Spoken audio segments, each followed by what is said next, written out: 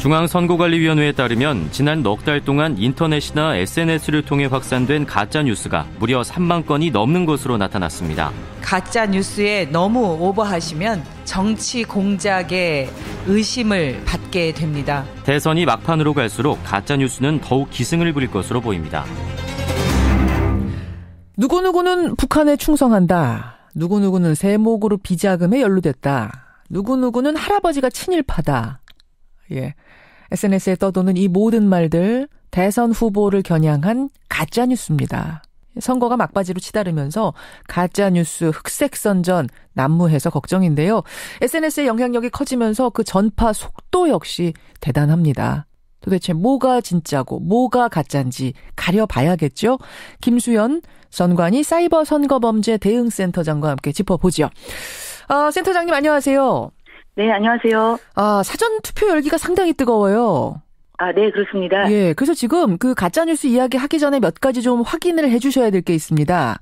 뭐냐면은 사전 투표 용지가 두 가지 종류다. 이런 의혹이 어제부터 SNS를 중심으로 확산되고 있습니다. 그러니까 칸이 벌어져 있는 것, 간격이 벌어져 있는 것과 딱 붙어 있는 것 두 가지 종류가 있다.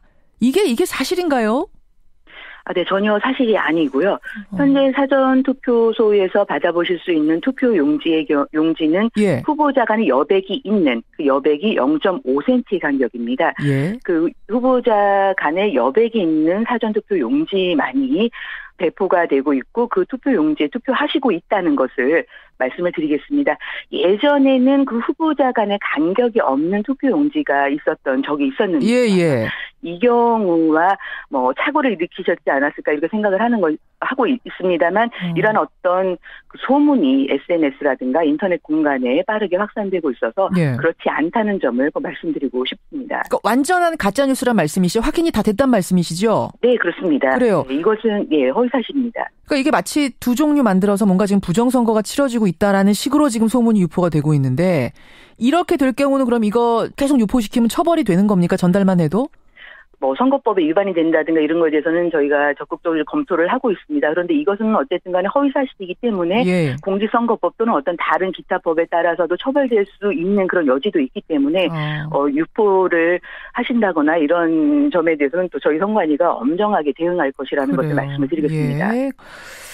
알겠습니다. 가짜뉴스 얘기 좀 해보죠. 지금 가짜뉴스가 지난 대선에 비해서 한 5배가 늘었다. 맞습니까? 네, 그렇습니다. 이러한 어떤 허위사실 공표로 인해서 삭제 요청을 한 건수가 지난 대선의 경우에는 4,000건이 좀 넘는 숫자였다고 한다면 예. 이번 그 대선의 경우에는 현재까지도 2만 건이 좀 넘는 그 건수에 이르고 있습니다. 따라서 말씀하신 것처럼 5배가 넘는 수치다 이렇게 볼 수가 있습니다. 유형으로 보면은 어떤 특징들이 발견이 돼요? 네, 기본적으로 후보자에 관한 허위사실이라든가 를 공표한다든가 비방하는 것들 이런 것들은 가장 대표적인 허위사실이다 이렇게 말씀드릴 수가 있고요. 그렇죠. 예. 네, 이 외에도 어떤 유형이라고 말씀드릴 수 있는 것은 그 허위사실 공표 외에도 그 공직선거법에서 위법한 행위를 보고 있는 그런 어떤 위법 행위들이 있습니다. 예를 들어서 선거운동을 위해서 후보자나 그 가족과 관련해서 특정 지역이나 성별을 모욕하거나 비하하는 표현 이런 거 할 수 없거든요. 또 선거에 관한 여론조사 같은 경우에는 그 신뢰성이나 객관성을 담보하기 위해서 표본수라든가 조사 방법 등 함께 공표하도록 하고 있는데 위반한 경우 등 이런 것도 있다는 것도 말씀을 드리겠습니다. 아까 제가 특별한 공인이 아니에요. 일반인인데 네. 예를 들어서 어느 기관의 조사 결과를 이미 공표가 된 그 조사 결과를 제 SNS에다가 써서 올리는 것 이거는 괜찮습니까? 아닙니다. 그런 경우에도 지금 말씀드린 것 같은 어떤 표본수라든가 조사 방법들 함께 인용해서 해야 돼요. 공표를 해야 되기 때문에 일반인이라 하더라도 그런 어떤 여론조사, 선거에 관한 여론조사를 공표하는 경우에는 이런 것을 준수해야 된다 이렇게 말씀을 드리겠습니다. SNS 그러니까 무슨 페이스북이니 트위터니 이런 거에 올릴 때 다 그것도 같이 적어야 된다. 네, 맞습니다. 카톡 같은 데 올리는 건 어떤가요? 1:1 카톡창에 올리는 것. 그것도 그 공표를 하는 것이기 때문에 이러한 그 규정이 적용은 되는데요. 그 카톡 같은 경우는 대표적으로 이제 말씀을 드리면 그것은 기본적으로 사적 공간입니다. 그렇죠. 그래서 저희가 모니터링을 할 수는 없지만 그렇게 공표한다는 것은 위법한 것이고 따라서 그것이 신고가 제보가 들어온다든가 한다면 저희가 조사를 할 수는 있습니다. 그렇군요. 그러니까 예를 들어서 리얼미터에서 이번에 문재인 후보 몇, 안철수 후보 몇, 홍준표 후보 몇 나왔대라고 제가 블로그에 올릴 때 그 밑에 네. 조사 개요를 다 적지 않으면 이것도 불법이 된다 이 말씀?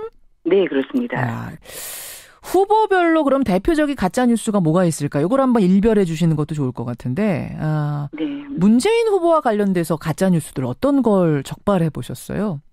문재인 후보의 부친이 뭐 북한군 출신이다 이런 어떤 허위 사실이 유포가 되고 한참 있었는데요. 돌았죠, 그 얘기. 예. 네네. 이것은 사실 이미 판결을 통해서도 허위 사실이라는 것이 밝혀진 사안이거든요. 예. 이러한 것이 있었고요. 또한 뭐 다른 사람이 북한에 보낸 어떤 편지를 문 후보가 보낸 것으로 유포된 것들 그리고 아까 말씀하신 것처럼 뭐 세월호라든가 어떤 그런 세모그룹의 파산 관계라든가 이런 식의 것들이 대표적인 예가 되겠습니다. 안철수 후보와 관련돼서도 있었습니까? 네, 그 안철수 후보의 경우에는 그 직계비속인 딸의 출생과 관련해서 그 사실이 아님에도 불구하고 뭐 미국에서 원정 출산으로 출생했다라고 하는 게시물 있었는데요. 딸 안설이 씨가 원정 출산으로 미국에서 태어났다. 이것도 가짜 뉴스군요. 네, 그렇습니다.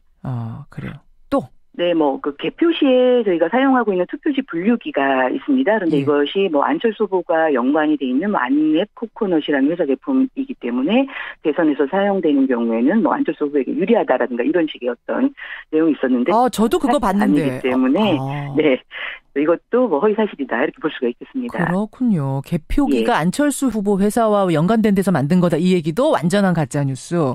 네, 그렇습니다. 그래요. 홍준표 후보도 가짜 뉴스가 있었나요? 홍준표 후보와 관련해서는 뭐 특별히 어떤 그보다는 뭐 여론조사 공표와 관련해서 그 홍준표 후보라든가 기타 어떤 후보들에 대해서는 뭐 그러한 여론조사를 한 적이 없음에도 불구하고 뭐 어느 후보에게 유리하거나 좀 불리한 허위의 어떤 여론조사 결과가 발표된 그런 경우들이 있었습니다. 예. 아니 그 자유한국당 홍보물에서요. 네. 1번하고 3번 후보한테 인공기를 그려놓은 뭐 이런 것이 돌아다녔다고 하는데 이건 뭔가요? 네, 투표용지 그 모형이죠. 그 모형을 한 곳에 특정 후보자의 그 정당명을 게재하는 란이 있습니다. 기호와 정당명과 이렇게 게재하게 돼 있는데 그 정당명을 게재하는 그 란에다가 그 인공기를 그려놓은 사안인 거죠. 그래서 우리나라 해당 정당명을 게재해야 함에도 불구하고 허위의 사실인 인공기를 그려넣음으로써 허위 사실을 공표한 것은 물론이고 그 후보자를 비방한 경우에 해당한다 이렇게 이제 보고 있습니다. 그럼 자유한국당에서 공식으로 만든 홍보물에 이런 게 있었다고요? 네네, 그 페이스북에 그 정당에서 페이스북에 아마 게시를 했다가 삭제를 한 것으로 그렇게 알고 있습니다. 그래요, 그렇군요. 심상정 후보, 유승민 후보와 관련된 뉴스도 발견되는 게 있나요? 그 언론에서도 말하는 유력 후보자들에 대한 아무래도 허위 사실이라든가 이런 것들이 가장 많이 좀 유포가 되고 있고요. 그 말씀드린 후보자들에 대해서는 뭐 크게 어떤 가짜 뉴스라고 할 수 있는 것들은 뭐 크게 있진 않다 이렇게 말씀드리겠습니다. 그러니까 지금 말씀하시는 것만 봐도 결국은 지금까지 사실 양강구도였잖아요. 문재인, 안철수 양강구도. 유력 후보에 대해서 가짜 뉴스가 집중적으로 생산이 됐구나라는 거를 느낄 수가 있는데, 가짜 뉴스라는 게 결국은 일종의 불법 낙선 운동을 하는 거죠.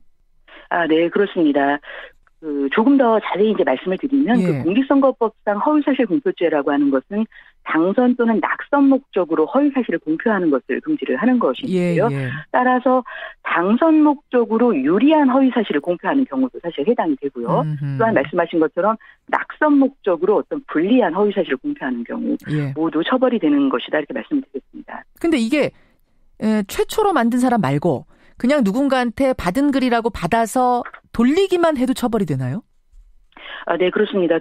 공표라는 것이죠. 허위 사실을 공표하는 경우에 죄가 되는 것이기 때문에 공표라는 의미는 허위 사실을 처음으로 생산해서 공표한 경우 외에도 단순히 이를 전달을 받았는데 허위의 의심이 있음에도 불구하고 이를 다시 또 유포한다면 그것은 다른 사람에게 공표하는 경우에 해당하기 때문에 이것 또한 처벌의 대상이 됩니다. 개인적인 블로그라든지 그 페이스북, 트위터 이런 건 물론이고 카톡에서도 금지다라고 말씀하셨는데 적발을 어떻게 하십니까? 페이스북, 트위터 또는 블로그 등과 같은 오픈된 공간, 개방된 SNS라든가 인터넷 공간은 TF팀을 꾸려서 인터넷 공간을 모니터링하는 방법으로 이렇게 열심히 적극적으로 하고 있습니다. 근데 다만 카톡이나 폐쇄형 밴드와 같이 그 폐쇄형인 경우에는 개인의 사적 공간이기 때문에 이러한 허위 사실이 유포된다는 신고가 저희 위원회에 접수가 된다면 그때 저희 위원회가 조사권이라는 권한이 있습니다. 선거범죄가 있다고 하면 조사할 수 있는 권한인데요.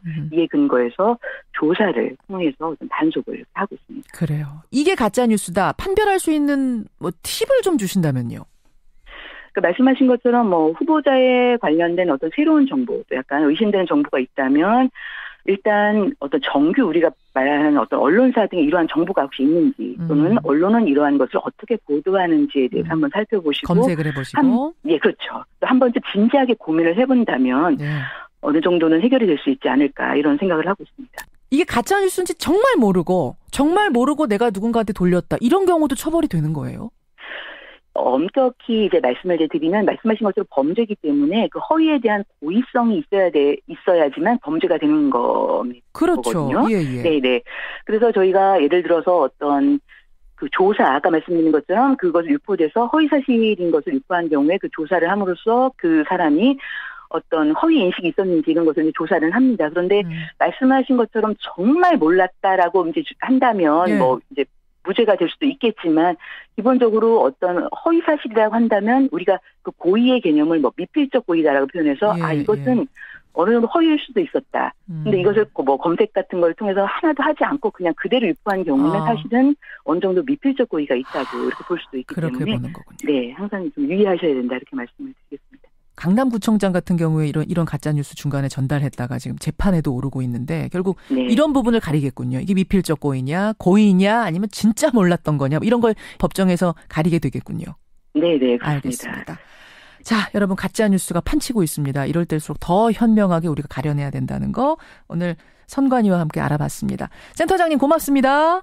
네, 고맙습니다. 예, 선관위 사이버 선거범죄 대응센터의 김수연 센터장이었습니다.